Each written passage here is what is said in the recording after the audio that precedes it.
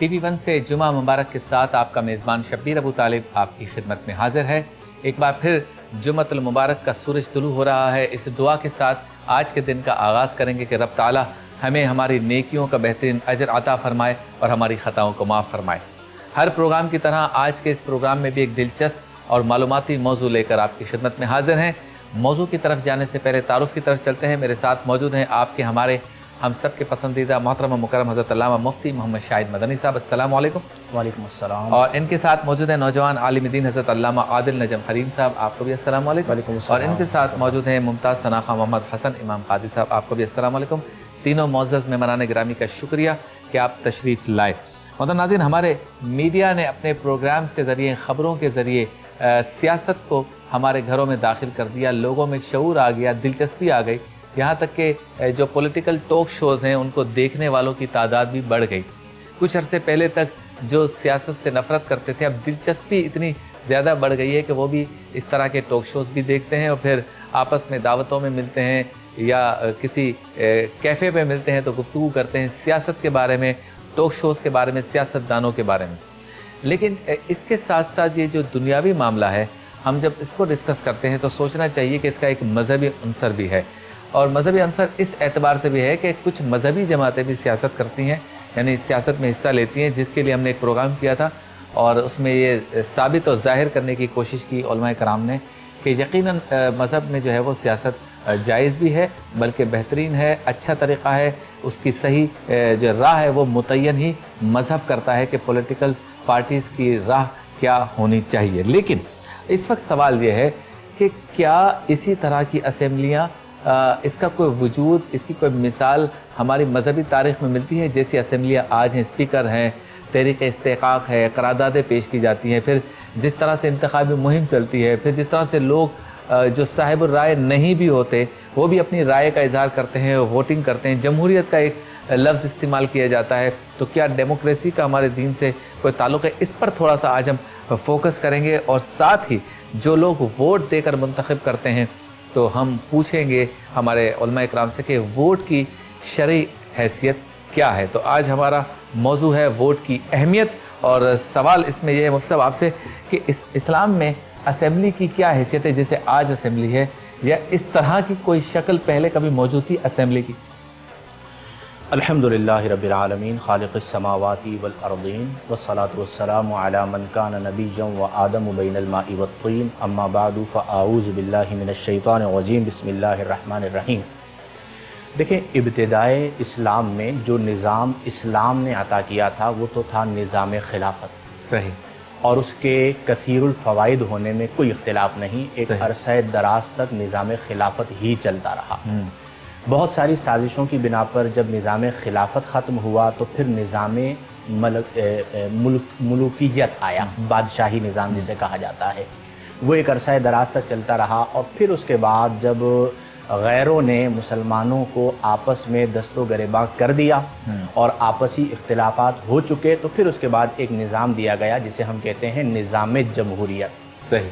इससे कोई इनकार नहीं है कि जमहूरियत के बहुत सारे फ़वाइद हैं, लेकिन इससे भी कोई इनकार नहीं है कि जमहूरियत के कुछ पहलू ऐसे हैं कि जो उमूमी तौर पर इंसानों के लिए सबब नुकसान। अच्छा। जिसकी तरफ शायर मशरिक़ अल्लामा इक़बाल रहमहुल्लाह ने इशारा भी किया कि जमहूरियत वो तर्ज़ हुकूमत है कि जिसमें सरों को गिना जाता है, तोला नहीं जाता। वो इसी तरफ इशारा था, उसके खामियों की तरफ और खाम पहलुओं की तरफ। अल मुख्तसर ये है कि ये निज़ाम चलता रहा और इसकी रुखसत, अब हम इस पर बहस नहीं करेंगे कि जमहूरियत की रुखसत है या नहीं। रुखसत है, उलमाए किराम ने उसे अपनाया और अब ये आम हो चुका है। अब इसमें जब आप लफ्ज़ वोट इस्तेमाल करते हैं, दर हकीकत लफ्ज़ वोट अरब इंग्लिश ज़ुबान से लिया गया लफ्ज़ है। अगर आप इसे उर्दू में ट्रांसलेट करते हैं तो उसका मतलब होता है चुनना, और अरबी में लेकर जाते हैं तो उसका माना होता है इंतखाब, यानी मुंतखब करना। इसकी तीन हैसियतें हैं। जो वोट मैं कास्ट कर रहा हूँ, या वो शहादत है, या वो शफाअत है, या वो वकालत है। सही। यानी जिसे मैंने चुना, या तो मैं उस पर गवाही दे रहा हूँ कि मैं इस बात की गवाही देता हूँ ये जिसे मैं वोट दे रहा हूँ ये सबसे मोतमद आदमी। सही। अगर हम इसे शहादत लें तो कुरान में फरमाया गया या अय्युहल्लज़ीना आमनू कूनू क़व्वामीना बिलक़िस्ति शुहदाअ लिल्लाहि, कि जब तुम्हें शहादत देनी हो तो अदल से शहादत दो। सही।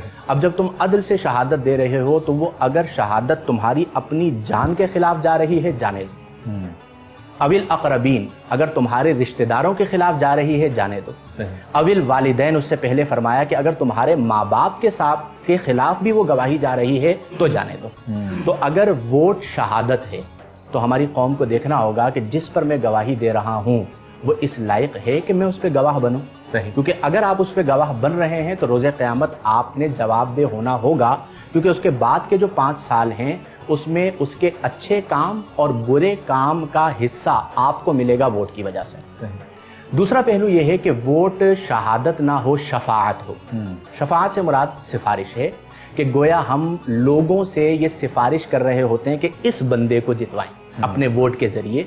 तो अगर आप सिफारिश कर रहे हैं तो कुरान में उस हवाले से भी हुक्म मौजूद है कि मन यशफा शफाअतन हसनतन फलहू, अगर कोई अच्छी शफाअत करता है तो उसका अज्र उसके लिए है, और अगर कोई बुरी सिफारिश करता है तो उसका वबाल भी उस पर है। तो अगर आप वोट के जरिए शफाअत या सिफारिश कर रहे हैं तो आपको ये देखना होगा कि जिसकी मैं सिफारिश कर रहा हूँ वो सादिक है, वो अमीन है, उसके दिल में दर्द उम्मत है।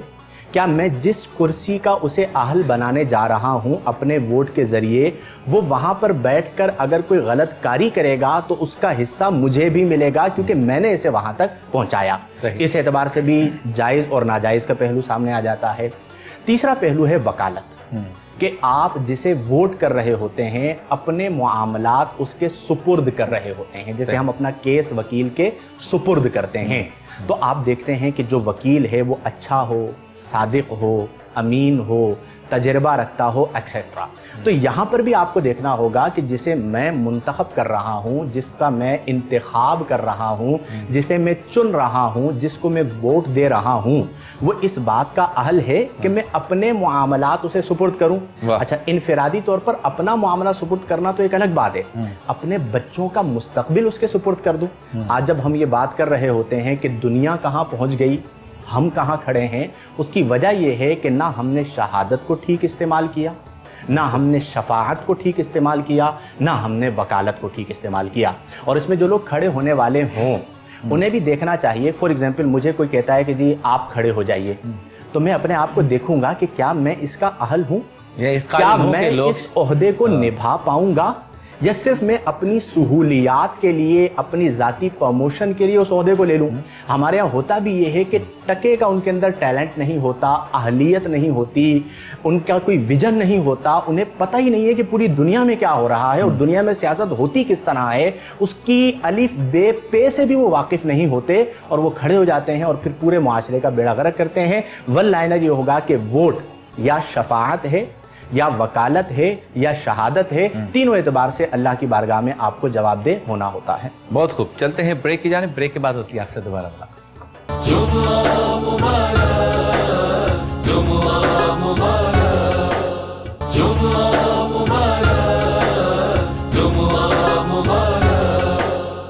खुश आमदीद, एक बार फिर आपकी खिदमत में हाजिर हैं। जुमा मुबारक के साथ वोट की अहमियत हमारा मौजू है और गुफ्तगू चल रही है वोट क्या है और असेंबली का जो इस वक्त तस्वुर है उसकी क्या हैसियत है। अल्लामा साहब, आपके ख्याल से कहीं मुताले में आया कि इसी तरह से असेंबली वगैरह बनी हुई हो? बिस्मिल्लाहिर्रहमानिर्रहीम, अल्हम्दुलिल्लाहि वहदा वस्सलातु वस्सलामु अला मन ला नबिय्य बअदा, अम्मा बाद फ़अऊज़ु बिल्लाहि मिनश शैतानिर रजीम, बिस्मिल्लाहिर्रहमानिर्रहीम। देखें, तारीख़ का अगर हम मुताला करते हैं तो हमें रियासती मामलात में 3 तरह की रियासत मिलती है। एक शख्सी होती है, एक तबक़ाती होती है, तीसरी जमहूरी होती है। अगर शख्सी रियासत का मामला देखते हैं या तबक़ाती रियासत का मामला देखते हैं तो तारीख़ में इस्लाम से पहले दोनों के अंदर ही खराबियाँ पाई गई। कोई बादशाह था, जबरी तौर पर उसने अपनी रियासत को अवाम पर मुसल्लत किया, जैसे फ़िरऔन का मामला आप देख लें, नमरूद का मामला देख लें, कुछ नहीं था, उसने शख्सी तौर पर जो है अपनी रियासत कायम की, उसमें खराबियाँ थी, इस्लाम ने इसकी मजम्मत की। उससे आगे चले जाएँ तो तबक़ाती मामला, यानी जब इस्लाम से पहले का कुछ दौर देखते हैं तो कबाइल अरब के अंदर कुछ कबीले अपने अपने सरदारों को रियासत के लिए मुंतखब कर लिया करते थे। اس میں چاہے ان کا حسب نسب دیکھا جاتا تھا، ان کا جاہ جلال مرتبہ، اس طرح پھر وہ مختلف طبقات میں دیکھی جاتی ریاست ہوتی تھی، اس کی بھی خرابی ہمارے سامنے ہے۔ پھر آیا اس طرح کا اسلام۔ ملتا جلتا تو ابھی بھی ہمارے دیہاتوں میں موجود ہے۔ آج بھی آپ دیکھ سکتے ہیں کہ جو جاگیردارانہ ایک نظام ہے بعض ہمارے علاقوں کے اندر، وہ اسی طرح کا تھا قبائلی طور پر، اس کی بھی اسلام نے مذمت کی۔ پھر جب اسلام آیا تو نبی کریم علیہ الصلوۃ والسلام نے نہ تو شخصی ریاست کو قائم کیا، نہ ہی طبقاتی ریاست کو قائم کیا۔ آقا کریم علیہ الصلوۃ والسلام نے نہ ہی منصب کو دیکھا، نہ ہی حضور صلی اللہ علیہ وسلم نے جاہ و جلال کو دیکھا، نہ مرتبے کو دیکھا۔ آج اگر یہ بات کی جاتی ہے کہ ممبر و محراب سیاست کے اہل نہیں، جبکہ یہ بات ممکنہ ہے کہ ریاست چلی ہی ممبر و محراب سے ہے۔ حضور علیہ الصلوۃ والسلام ہی نے سکھایا ہے کہ نظام معاشرت ہوتا کیا ہے۔ آقا علیہ الصلوۃ والسلام نے جب ریاست کا معاملہ پیش کیا، حضور کی زندگی تو ہمارے سامنے ہے، اس کی تو کوئی مطلب یہ ہے کہ مطلب ہم کوئی تاریخ پیش نہیں کر سکتے۔ آقا کریم علیہ الصلوۃ والسلام نے اپنے سیرت سے اصول بتائے۔ پھر آتے ہیں نبی کریم علیہ الصلوۃ والسلام کے بعد کی ریاست۔ اب دیکھا جائے تو حضور نبی کریم علیہ الصلوۃ والسلام کے بعد جب ریاست قائم ہونے لگی، امام منتخب کیا جانے لگا، تو اب دیکھیں جمہوری نظام آیا۔ نبی کریم علیہ الصلوۃ والسلام کے بعد بعض لوگوں نے آواز اٹھائی کہ حضرت علی کو خلیفہ بنایا جائے، لیکن اس بات کو رد کیا گیا کیونکہ اسلام جو شخصی سیاست کا کے خلاف ہے، اس کے منافی ہے۔ یہاں پر یہ نہیں کہ گھر کا گھر ہی فرد کوئی ریاست کر کے جائے۔ پھر اس کے بعد ایک دور پہ بالکل مختلف بات ہے۔ اس کے بعد پھر آگے گئے تو نبی کریم علیہ الصلوۃ والسلام کے بعد جب جمہوری نظام دیا گیا تو صحابہ کرام کی رائے عامہ سے صدیق اکبر کو خلیفہ بنایا گیا۔ اسی طرح فاروق اعظم، پھر عثمان غنی، پھر مولا کائنات کی خلافت راشدہ چلتی گئی۔ قرآن کریم میں اللہ رب العالمین نے ارشاد فرمایا وَأَمْرُهُمْ شُورَىٰ بَيْنَهُمْ، کہ یہ جو مومنین ہیں یہ اپنے مابین جو فیصلے ہوتے ہیں یہ شورا کے ذریعے کرتے ہیں، یہ مشاورت کے ذریعے کرتے ہیں۔ یہ اسمبلی والا تصور، یہ تصور کو قائم ہو چکا ہے۔ یعنی اگر آج اسمبلیوں کو دیکھتے ہیں تو اس کی تاریخ ہمیں کہیں نہ کہیں اس دور میں مل جاتی ہے جو دور خلافت راشدہ تھا۔ صحیح۔ اچھا مفتی صاحب، ایک لائن کا کہ جواب مل جائے، جو ووٹ نہ دے وہ گناہگار ہوگا؟ دیکھیں، دور حاضر کے تناظر میں جواب دہ ہونا ہوگا۔ ووٹ غلط دینے پر تو گناہگار ہوگا۔ ٹھیک ہے، یعنی میرے ووٹ سے کوئی ظالم جیت گیا تو میں شہادت غلط دی، سفارش غلط دی یا وکالت غلط دی۔ البتہ ایسا ضرور ہو سکتا ہے کہ آج کے دور میں کوئی ایسا حقیقی صادق و امین ہی نہ ملے کہ جس پر ہم اعتماد کر سکیں، اور یہ ایک بہت بڑا المیہ ہے۔ لیکن میرے خاموش بیٹھنے سے اور ووٹ نہ دینے سے بھی کوئی ظالم جیت جائے؟ میرے لیکن کے بعد والی بات آپ نے کہہ دی ہے کہ لیکن کے بعد ہمیں انتخاب ضرور کرنا چاہیے، کیونکہ ہمارے خاموش رہنے کی وجہ سے یا اہل لوگوں کو ووٹ نہ دینے کی وجہ سے بالیقین معاملہ جو ہے وہ ماضی میں جس طرح ظالموں کے ہاتھ گیا اس زمانے میں بھی جا سکتا ہے۔ تو اس میں ایسے فرد کا انتخاب کر لیں کہ جس میں ضرر ہو لیکن دوسرے کے مقابلے میں کم۔ چلیں، اب دیندار طبقے کے لیے ایک اہم سوال۔ لبرلز یہ کہتے ہیں کہ دینی جماعتیں جو ہیں وہ دینی یا مذہبی ایشوز پر پولیٹکس کرتی ہیں، کرنا چاہیے ایسا، یا آپ سمجھتے ہیں کہ مذہبی ایشوز کو سائڈ پہ رکھنا چاہیے؟ گو کہ سیاست اور مذہب الگ الگ نہیں، لیکن خالصتاً مذہبی ایشوز پہ پولیٹکس نہیں کرنی چاہیے، آپ کیا کہتے ہیں؟ دیکھیں، سب سے پہلی بات یہ ہے شبیر بھائی کہ ہمارے ہاں جو یہ تقسیم کی جاتی ہے نا کہ یہ مذہبی جماعت اور یہ غیر مذہبی جماعت، میرا ماننا یہ ہے کہ ابتداءً تو یہ تقسیم ہی غلط ہے۔ اس کی وجہ یہ ہے کہ کسی کو مذہبی کہا جا رہا ہے مذہب اسلام کی وجہ سے، تو جنہیں آپ غیر مذہبی کہہ رہے ہیں وہ بھی تو اسلام ہی سے تعلق رکھتے ہیں، تو بنیادی طور پر یہ تقسیم غلط ہو گئی۔ اس کے بعد آپ انہیں مذہبی کہہ رہے ہوتے ہیں ان کے لبادے کی وجہ سے، ان کے حلیے کی وجہ سے۔ اب یہاں پر اسلامی جمہوریہ پاکستان میں وہ لوگ جو اسلامی تعلیمات کو زیادہ جانتے ہیں، قرآن و حدیث کی زیادہ معرفت رکھتے ہیں، آئین اسلام کو زیادہ بہتر جانتے ہیں، تو یہاں پر ان کا حق تو زیادہ ہونا چاہیے۔ لیکن ہم پھر بھی یہ کہتے ہیں برابر ہے، چاہے وہ دنیا دار ہوں، چاہے وہ جنہیں آپ سو کولڈ مذہبی کہتے ہیں وہ لوگ ہوں۔ اگر آپ ان پر اعتراض کریں گے تو ان پر اعتراض بدرجہ اولا ہوگا کہ اسلامی جمہوریہ پاکستان کا الیکشن ہے اور وہ تو اسلام کی بنیادی تعلیمات سے واقف نہیں ہے۔ ایک پہلو یہ ہے کہ بالکل انہیں حق ہونا چاہیے۔ دوسرا پہلو یہ ہے کہ میرا ماننا یہ ہے کہ جو ہمارے مذہبی لوگ سیاست میں آتے ہیں انہیں اپنی دور حاضر کی سیاست کو عالمی تناظر میں دیکھنا چاہیے۔ ہوتا کیا ہے کہ بعض اوقات ہمارا ویژن محدود ہوتا ہے کہ ہم ایک علاقائی سیاست کر رہے ہوتے ہیں، لیکن آج کی سیاست میں آپ کو پینٹاگون بھی جانا ہے، آپ کو عالمی جو قائدین ہیں ان سے بھی بات کرنی ہے، تو اس میں اپنا رویہ، اکثر میں ایک بات عرض کرتا ہوں کہ بعض اوقات بات درست ہوتی ہے لیکن سخت رویہ آپ کی درست بات کا بھی اثر غلط ڈالتا ہے۔ تو ایک جو قائد ہوتا ہے اور جو عالمی قائد ہوتا ہے، میں مثال دے دیتا ہوں، رجب طیب اردوان ہے، ایک عالمی قائد ہے اور ایک بڑی پرسنالٹی ہے۔ आप उनका चलना देखिए, आप उनका बोलना देखिए, आप उनकी मालूमात देखिए, वो आलमी सियासत में आके जब खड़े होते हैं तो कोई फर्क नजर नहीं आता। तो हमें ये चाहिए कि मैं अगर इस कुर्सी पर बैठा हूं तो इस कुर्सी का हक अदा करने के लिए मुझे उन तमाम चीजों को सीखना होगा जिनकी मुक्तजी ये कुर्सी है। एक तरफ मैं तकाजा करूं उस मनसब का, और दौरे हाजिर में उसके जो जदीद तकाजे हैं मैं उनसे हम आहंग भी अपने आप को ना करूं, तो फिर आप उस सिस्टम के अंदर फिट नहीं होंगे, जिसके नतीजे में जो फायदा आप सोच रहे हैं वो कमा हक़्क़ुहु नहीं मिलेगा। अगर आप उन तमाम चीज़ों को फुलफिल करते हैं तो बिल्कुल करनी चाहिए मजहबी लोगों को। और आज भी हमारे मुल्क पाकिस्तान की मैं बात कर रहा हूं, अक्सरियत मेजॉरिटी जो है वो इस्लाम पसंद है। बहुत खूब, चलते हैं ब्रेक की जानिब, और ब्रेक के बाद ये दिलचस्प और थोड़ी सी रिस्की गुफ्तगू जो है वो जारी रहेगी एक मुख्तसर से वक़्फ़े।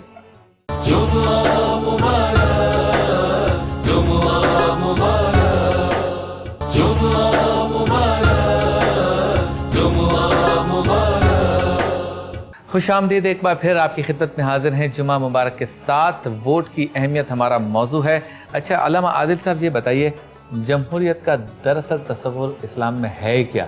यहाँ पर तो इस वक्त जो जमहूरियत है वो ये है कि जिस तरफ वोट ज़्यादा हो, जिस तरफ आवाम ज़्यादा हो, जिस मौक़िफ़ के साथ, जिस लीडर के साथ, जिस जमात के साथ, उसकी बात मानी जाएगी। आप नहीं मानेंगे तो इसका मतलब आप जमहूरियत को तस्लीम नहीं कर रहे। ये इस वक्त यहाँ पर इस तरह।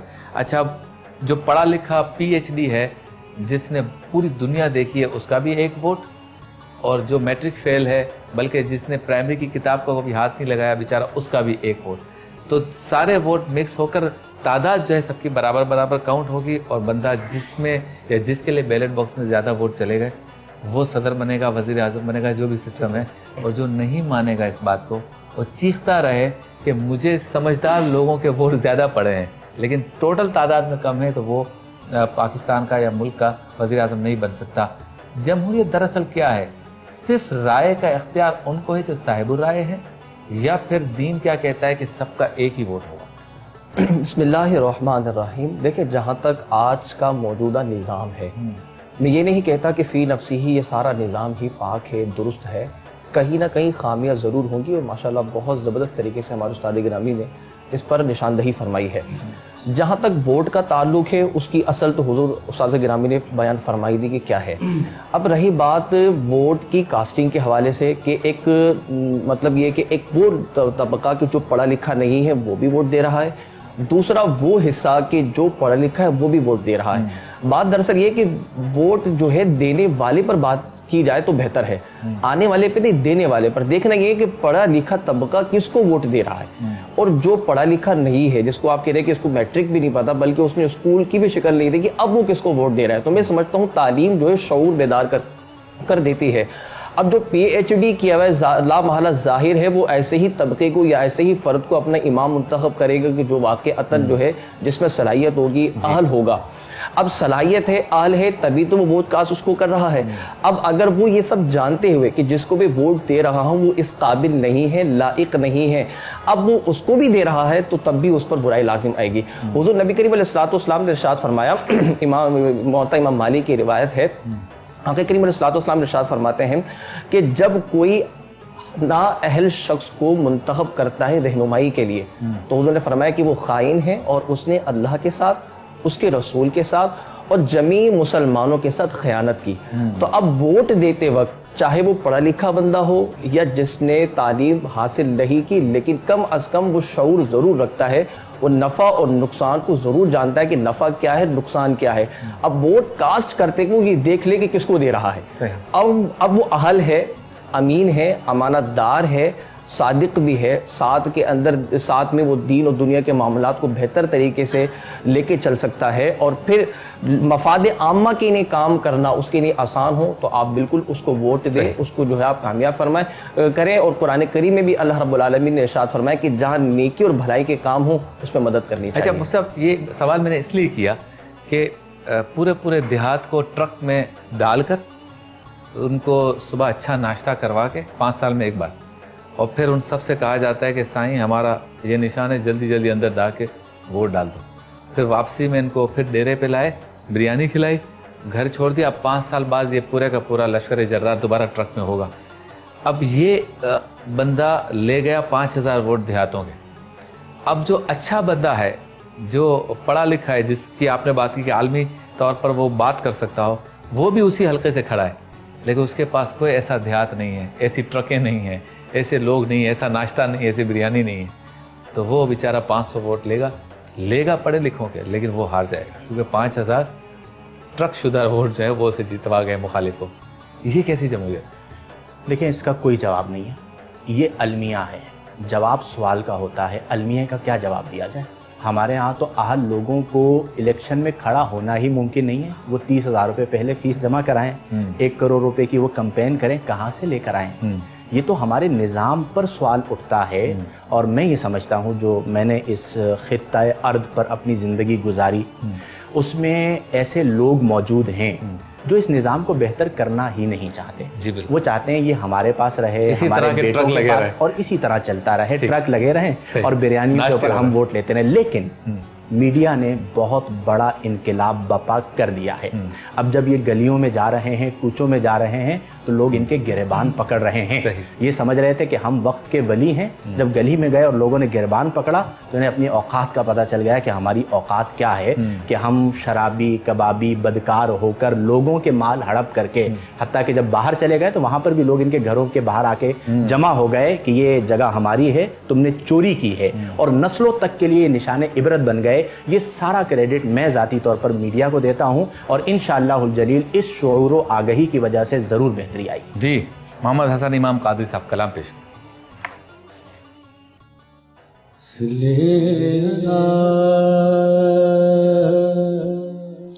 نبینا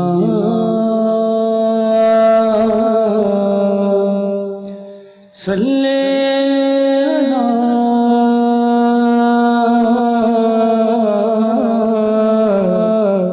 محمد.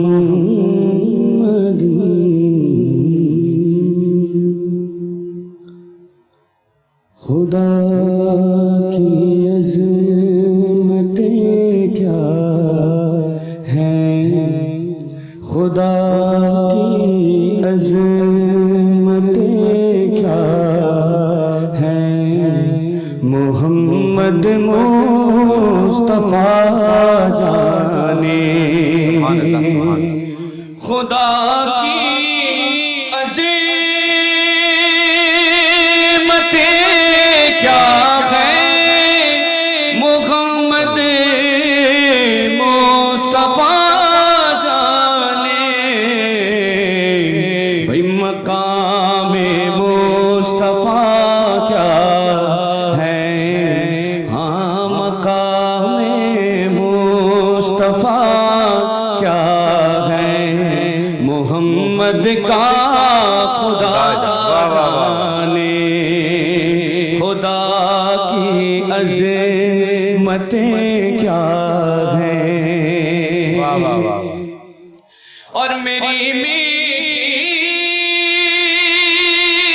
مدینے شہر کی راہ میں بچھا دینا. میری میٹھی مدینے شہر کی راہ میں بچھا دینا. کہاں لے جائے گی مجھے کو مدینے کی ہوا جانے. کہاں لے جائے گی مجھ کو مدینے کی ہوا جانے. سبحان اللہ, سبحان ماشاء اللہ. آپ سے ملاقات ہوتی ہے ایک مختصر سے وقفے کی.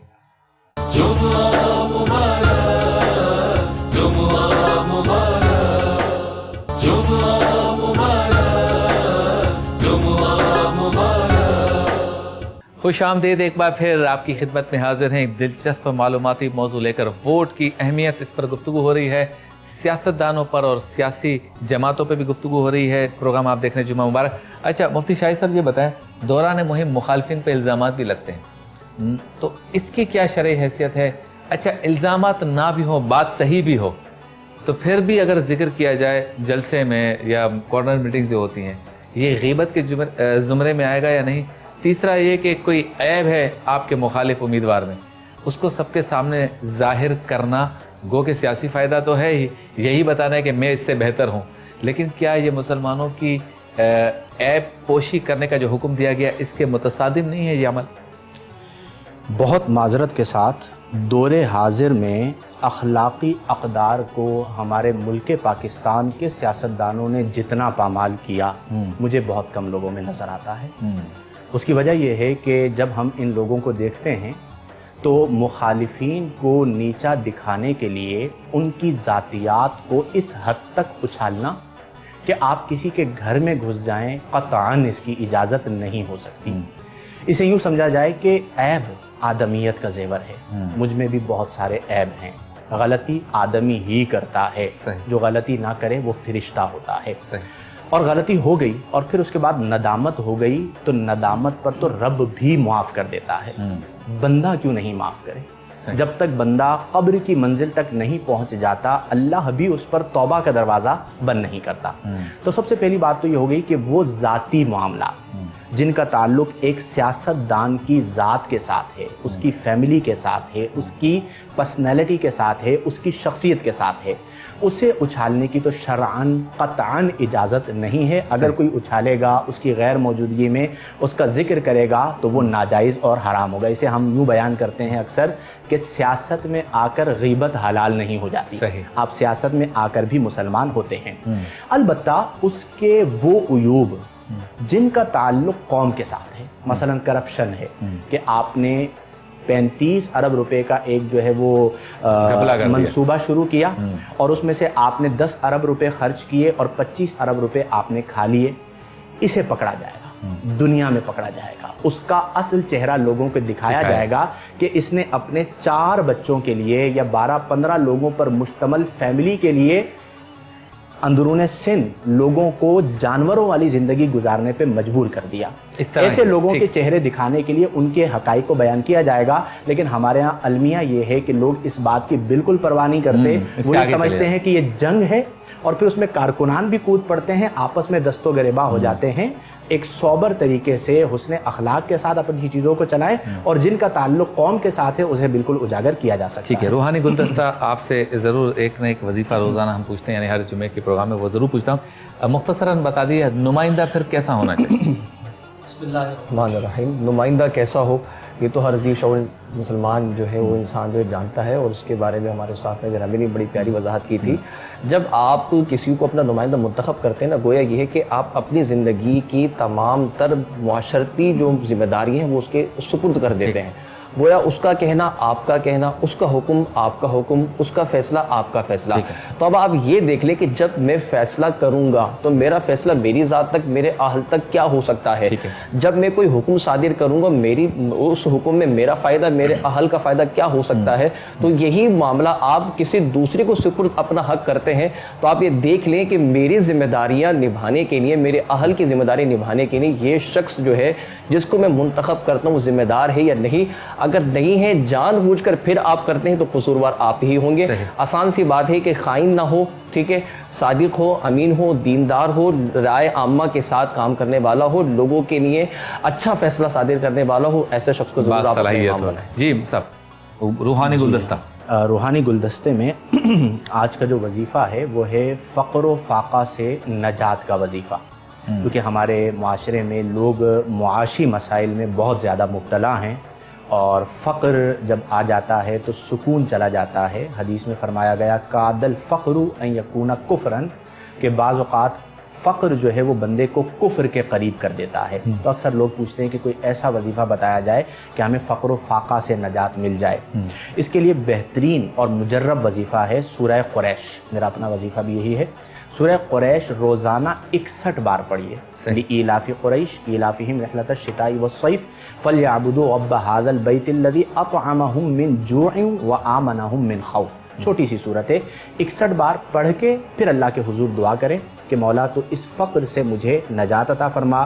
گھر کا کوئی ایک فرد بھی کر سکتا ہے, جیسے والدہ محترمہ کر لیں یا زوجہ کر لیں یا جو شخص ہے وہ خود کر لے, تو انشاءاللہ الجلیل اسے مستقلاً اپنے وظیفے میں رکھیں, جلد ہی اللہ تبارک و تعالی آپ کو فقر و فاقہ سے نجات عطا. سبحان اللہ, بہت شکریہ آپ تینوں معزز مہمانان گرامی کا کہ آپ تشریف لائے. محترم ناظرین, یہ تھا ہمارا آج کا پروگرام. ووٹ کی اہمیت پر ہم نے گفتگو کی, اور سینٹرل آئیڈیا آج کی اس گفتگو کا یہ ہے کہ جب ہم ووٹ دیتے ہیں تو ایک طرح سے شہادت, سفارش, وکالت, شفاعت, ساری چیزیں, یعنی اپنا آپ, اپنے بچوں کا مستقبل, اپنے معاشرے کا مستقبل, سب کچھ ہم سپرد کر رہے ہیں. تو ویسے تو نمائندے کو چنتے وقت یہ سمجھ لینا چاہیے کہ یہ شرعی ذمہ داری بھی ہے, لیکن جیسے کہ ابھی مفتی صاحبان نے فرمایا کہ اگر کوئی ایسا ناپ تول کر بھی نہ ملے بیلٹ پیپر پہ کہ جسے آپ کو لگے کہ یہ اس معاملے کو اس پیمانے پہ پورا اترتا ہے, پھر بھی آپ اس لیے ووٹ دیں کہ اگر آپ ووٹ نہیں دیں گے پھر کوئی ظالم و جابر آ گیا, اس سے کیسے جان چھڑائیں گے.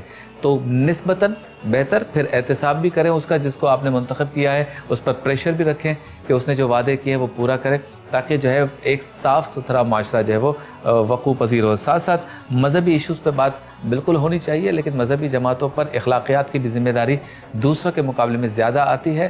الزامات جو لگائے جاتے ہیں, جو عیوب کو ظاہر کیا جاتا ہے, اس معاملے میں بھی اپنی شرعی ذمہ داری کو پورا کرنا ہے. اور ساتھ سب سے اہم بات جو ہمارے ملک کے لیے ضروری وہ یہ ہے کہ نمائندہ ایسا ہو جو ایک مخصوص طبقے کا نمائندہ نہ بنے, ایک مخصوص فکر نہ ہو, براڈ مائنڈڈ ہو, وہ دین کو بھی سمجھتا ہو, دنیا کو بھی سمجھتا ہو, اس کو معلوم ہو اس ملک کی خارجہ پالیسی کیسے چلے گی, اس ملک کا انٹیریئر نظام کیسے چلے گا, اس ملک کی داخلہ پالیسی کیسے چلے گی, اس ملک میں امن و امان کیسے قائم ہوگا, سرکولر ڈیٹ کا معاملہ اس کو پتہ ہو, بجٹ بنانا آتا ہو. اگر ہم ایسے لوگوں کو منتخب کر دیں جو ان تقاضوں کو پورا نہ کر سکتے ہوں, اور صرف ذاتی پسند ناپسند, برادری, ذات, فرقہ, جو بھی ہم پیمانہ اپنی طرف سے بنا کر اسے ووٹ دے دیں, اور وہاں جا کر وہ اس طرح سے سارے مسائل کو حل کرنے والا نہیں ہوگا, تو پاکستان کی جگ ہسائی کا ہی سبب بنے گا, معاشرے کی بہتری کا سبب نہیں بنے گا. اللہ تعالیٰ سے دعا ہے کہ ہم سب کو عمل کی توفیق عطا فرمائے, اور اس ملک کو سرکار دو عالم صلی اللہ علیہ وسلم کے نظام